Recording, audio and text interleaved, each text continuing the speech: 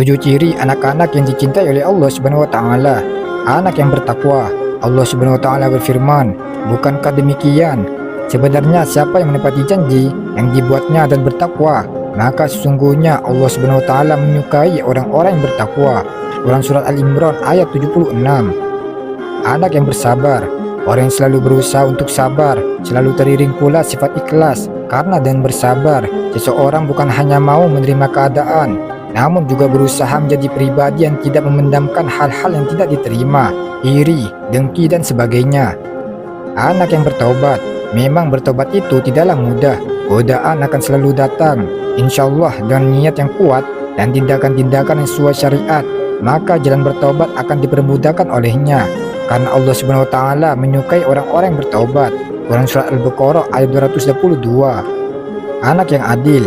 Sifat adil bukan hanya dimiliki oleh para pemimpin, bahkan di level sederhana dalam kehidupan kita, adil juga harus dimiliki oleh setiap orang, karena banyaknya manfaat dari keputusan atau sikap adil.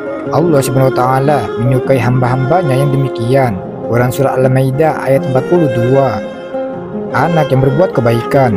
Salah satu amalan yang mudah untuk dikerjakan adalah berbuat baik, bukan hanya pada sesama manusia, tetapi juga seluruh makhluk ciptaannya. Dalam melakukan kebaikan juga harus disertai dan niat tulus karena Allah Subhanahu wa taala.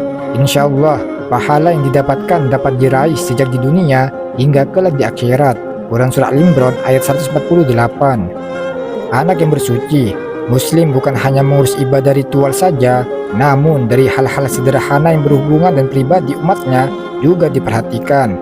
Sebagaimana dalam surat Al-Baqarah ayat 282 bahwa Allah Subhanahu wa taala menyukai orang-orang yang bersuci. Anak yang bertawakal. Ketika kita sudah berusaha seoptimal mungkin sesuai dan kemampuan dan syariat, maka kita harus tetap menyerahkan segala hasilnya kepada Allah Subhanahu wa taala. Jangan sampai karena merasa mampu menjadikan kita lupa bahwa setiap hal di dunia ini dapat terjadi atas kehendaknya. Wallahu a'lam bishawab.